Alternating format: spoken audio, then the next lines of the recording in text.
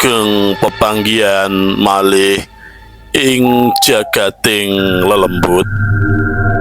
Ing riki kula badhe ngaturaken cerita alaming lelembut. Cerita niki kapetik saking kalawarti panyebar semangat warsa 2026. Cerita menika anggitanipun Sunarjo kanthi ira-iraan yaiku penglaris. Kados pundi lampahipun cariyos, sugeng midhangetaken. Weruh tangga kiwa tengen padha jor-joran bangun omah, jor-joran tuku mobil anyar, atine kecubung panas, rumangsa asor dene salingkungan kok mlarat dheweke.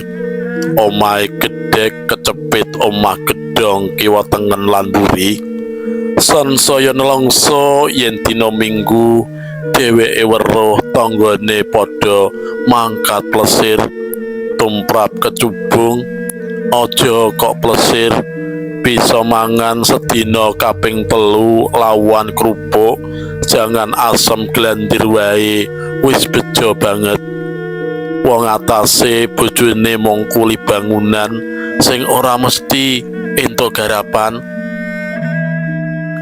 Omah-omah nganti anak gembriyayah 3 urip kok panggah melarat ki piye yo. Pangrusulane kecubung.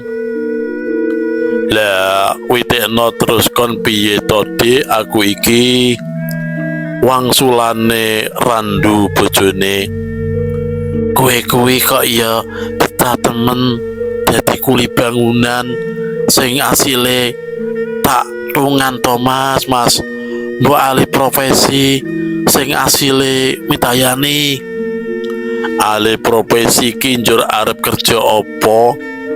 Ijazah wae mung SMP. Biyen aku melu nyukuan dadi pesuruh SD negeri, mbok kon metu jare honore ora cukup nggo mangan. Lah saiki sing ganteni aku kae malah wis dadi pegawai negeri. Terus aku mbok kongkon melu parmen nguli bangunan, saiki mbok kon alih profesi maneh. Bingung aku. Randu nglogro. Masa kowe mentolo weruh bocah-bocah mung mangan lawuh krupuk sambel, jangan asem glandir. Sajane ya ora mentolo, ning kepriye maneh wong aku ora kuat makani sing luwih enak. Angen-angene kecubung gegono tekan sela-selaning mega-mega putih sing dampyak-dampyak nutupi rembulan dadari bengi kuwi. Bola-bali dheweke unjal ambekan landung nyuda sebeling ati. Mas, upama aku bakulan sempol piye? Saiki sing lagi ngetren lan merakyat lah jajanan sempol. Yen kowe bisa gawe ya apik-apik wae. Yen ngepasi aku ora entuk garapan, dae wangi dodol. Ning ketoke bakul sempol ya wis akeh ki, saingane akeh. Aya carane no disrononi penglaris suwe-suwe rak payu. Aku ngerti panggonane golek penglaris.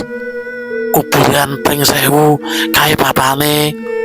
Sronone nyekar mung gawa menyan lan kembang setaman. Sidane wong loro nggilikake tekad arep ngupaya penglaris lumantar kuburan ping 1000. Mapane ing tengah ora-ora desa, Randu lan Kecubung banjur nganakake ritual ngobong menyan kanthi ujub njaluk pambiyantune sing mbau reksa supaya anggone dodolan sempol laris. Lingsir wengi udakara taberolas kekarone ditekani wong tuwa menganggo sarwa ireng. Randu lan kecubung kewedyen banget, keringet anyep dleweran nelesi awake. Durung ngerti apa sing kudu katindakake. Wewujudan wong tuwa iku kandha gelem menehi panglaris, sauger kecubung gelem nuruti kekarepane, yaiku pendak-pendak dina Kemis Wage malam Jumat Kliwon.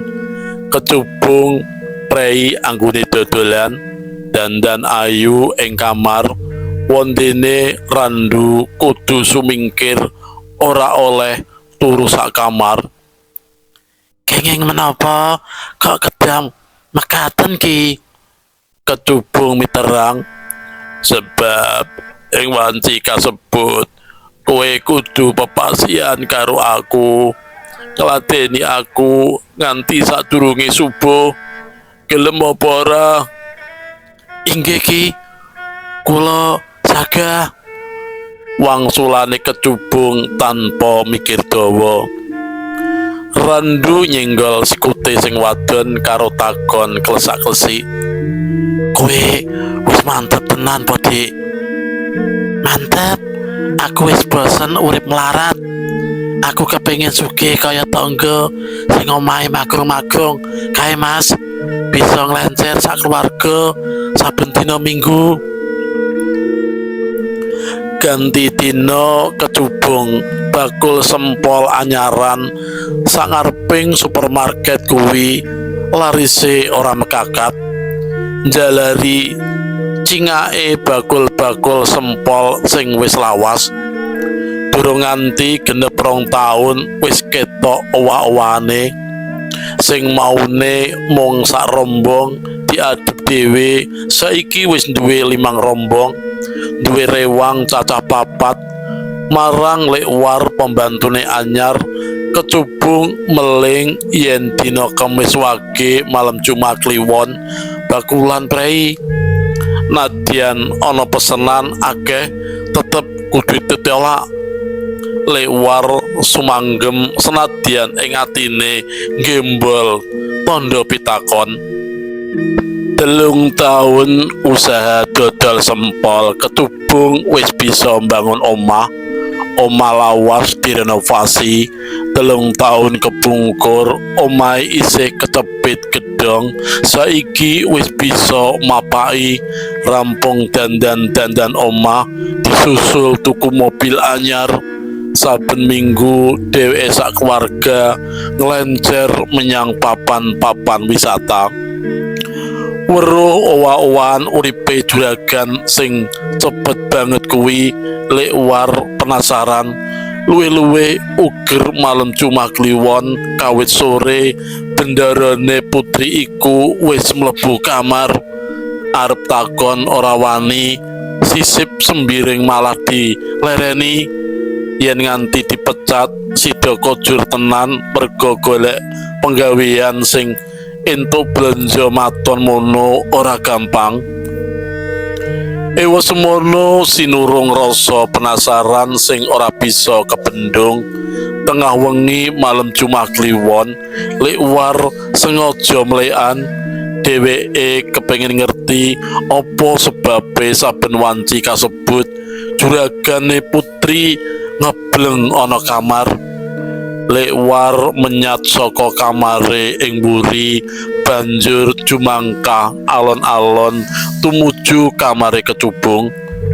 Tekan sangarepe kamare kecubung, ketek jantunge Likwar sansaya nitir.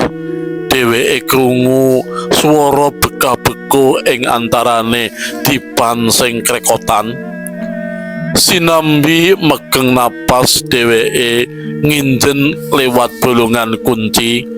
Saibo kagete Likwar weruh sesawangan sing gawe kiris. Juragane putri lagi turu mlumah tanpa busana, dirubung maewu-ewu singgat sak jentik-jentik gedine. Lewar njur bengok-bengok saking kagete, anak-anake Randu padha jrantal metu saka kamare. "Keneng apa, Kak? Bengok-bengok?" pitakone anake kecubung sing barep. Lewar sing blangkemen ora bisa wangsulan, kejaba mung tudang-tuding kamare kecubung. Remaja sing lagi wae akil balik kuwi enggal ndodok kamare ibune, lawang mengo ngeblak. Katon ibune isih turu mlumah tanpa busana dirubung singgat pating kruget. "Ibu!" pambengoke. Barengi kuwi singgat-singgat sing rubung ibune njur musna.